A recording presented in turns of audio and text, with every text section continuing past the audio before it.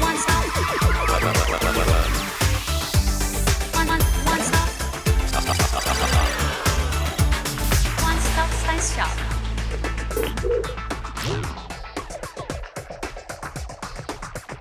Hi, I'm Mercy, and this is the place where we try to answer all your science-related questions. It's the one-stop science shop.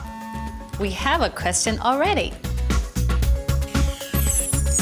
It's Ahmed from Indonesia. His question is, what's the difference between reflection and refraction?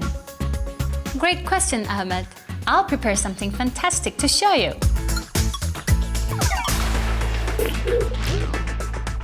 First of all, the simple answer to Ahmed's question is that reflection is when light falls on an object and bounces off, whereas refraction is when light bends when it's passing through an object. Have a look at what I got. I have some water in a jar, regular cooking oil, a couple of empty glasses, and a glass stirrer. Watch what happens.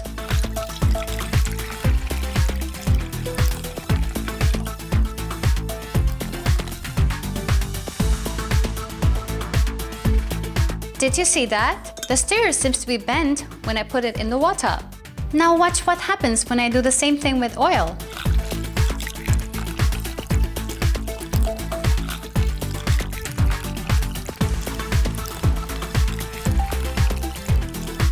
And the stirrer.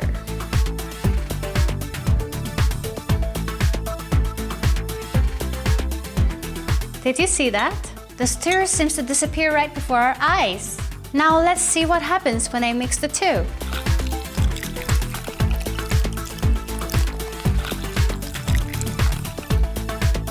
We'll wait for this to settle.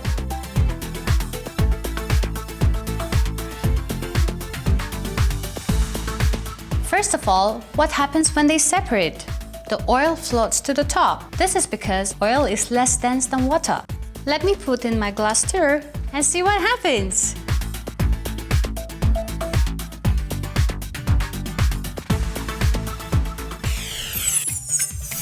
We can normally see a glass object because it both reflects and refracts light. But light travels at different speeds in different liquids.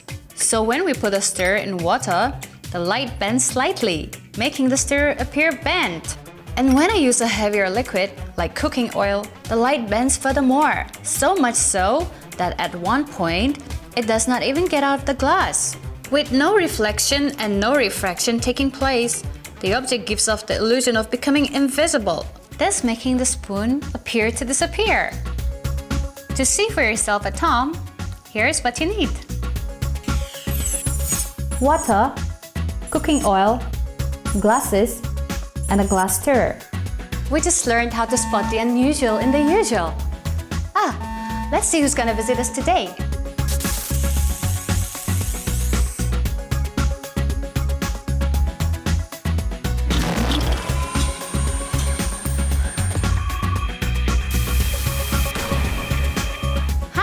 I'm Mercy. Come on in. Welcome to the one-stop science shop. Who are you? I am Totrinya. Hello, Totrinya. How old are you? I am 11 years old. And what grade are you in? I'm in the 6th grade. So what's your favorite subject in school? Spanish. Why? Because it's a new language. Okay, can you tell me some words in Spanish? Hola, which means hello. ¿Cómo estás? Which means how are you? ¿Cómo te llamas? Which means what do you call yourself? What about sports? Do you like sports? My favorite sport is football. Okay, and who's your favorite footballer? Messi. Did you say Mercy or was that Miss? Messi. So what brings you here today? I wanted to learn about light and reflections. That's a wonderful topic, and I have something really interesting for you right there. This is Zhang Heng, born in 7880. And no, he obviously didn't have a beard when he was born. Right, his birthplace was the town of Jie, at north of the modern city of Nanyang in Henan province. His family were administrators and civil servants, but sadly, when he was 10 years old, Zhang's father died, and he was brought up by his mother and grandmother. They had him trained not only in mathematics and the sciences, but also in languages and the teachings of the great philosopher Confucius.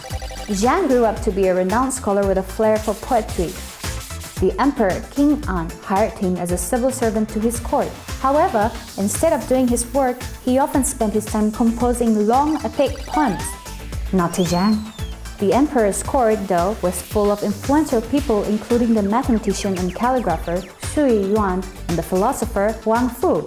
Mixing with so many talented scholars and thinkers motivated Heng to put epic poems to one side and study astronomy.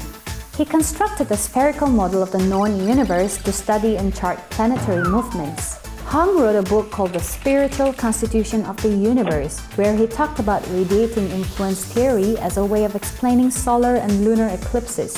Heng noticed that the moon is like a mirror. When illuminated by sunlight, it reflects some of that light back. Due to this reflection, it appears to shine. It's so bright that it is the sole source of Earth's natural light during the night. But when the moon is highly illuminated, it reflects so much light we can even see it from the Earth during the day. Zhang was awarded great honors due to this and other discoveries. Being a civil servant, his salary was increased tenfold. After he died, a tomb was erected to commemorate him. His work was so influential that several things have been named after him in modern times, including the lunar crater Zhang Heng, the mineral Zhang Hengite, and the asteroid 1802 called, wait for it, Zhang Heng. None of this would have happened to him if Heng hadn't hung out with the right crowd. The world of epic poetry's laws was definitely science's game. So Zhang figured out that the moon was like a mirror reflecting back the light shining on it. Yes, and sometimes we can use that to trick our eyes into seeing things that aren't really there. Like thinking that the moon gives out light? Exactly. Do you want to do something which fools our eyes? Yes, of course. Great! Let's see what we've got in our one-stop science box. So let's see what we have here.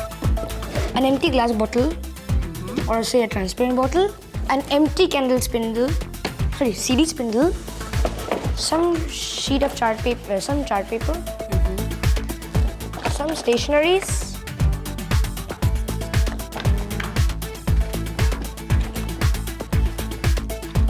if you want you can use a pencil and an eraser and a sharpener along with the pencil. Wait a minute, what are these strips of papers doing here? Well, that's the template for a zoetrope. What's a zoetrope? A zoetrope is an optical toy consisting of a cylinder with a series of pictures on the inner surface. When viewed through slits with the cylinder rotating, the pictures come to life. You mean you can move the unmoving? Yes! And now let me get this out of the way so that we can get started on building our zoetrope.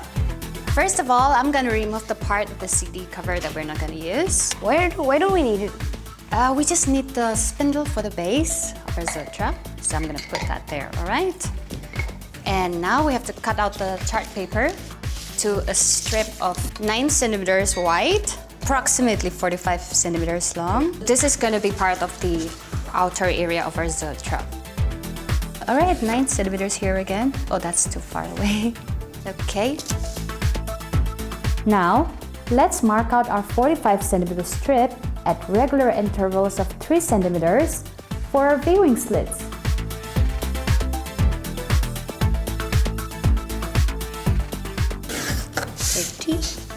15.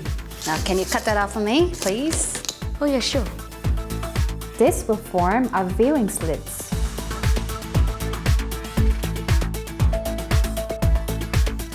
Okay, we're almost done. Yes. Now we're gonna see how much of the strip we need. And are we going to cut out the remaining? Yes, we'll mark it out, cut out the remaining.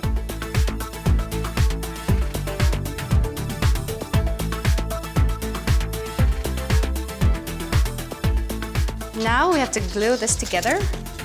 Oh, I can. Great. Is it done? Yes, I think we're good to go, yes. Our cylinder is ready. Let's have a look at our template. This is a template I've pre-cut. I've downloaded the images from the internet, but you can also draw out your own template, okay? All right. Let's see how it works. You have to roll it a bit and fit it into the zoetrope. What about the images which gets covered? You make sure that it doesn't get covered. This one's fitting right in. Tatrina, do you want to come and see? Look through the slit with your eye. Yes. Can you see the it, man. images? All right. Now watch this. Ooh, look, they're moving. Can you see the man with the hat? Yes. Can you see what it's doing? Is he falling? Well, he's taking a bow with his hat. Oh. It's fantastic, isn't it? Yes. If you want to make your own zoetrope at home, here's what you need. Empty glass bottle, empty CD spindle, chart paper, some stationery, and your zoetrope template. Here are some examples.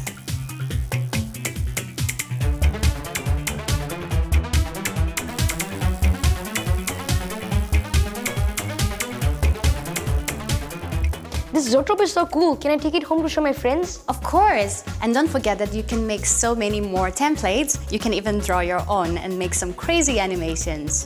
Thank you, Tatrina. It was wonderful having you here. Thank you for being with us. This is all we have for you today. See you next time at the One Stop Science Shop. Here you go. Thank you.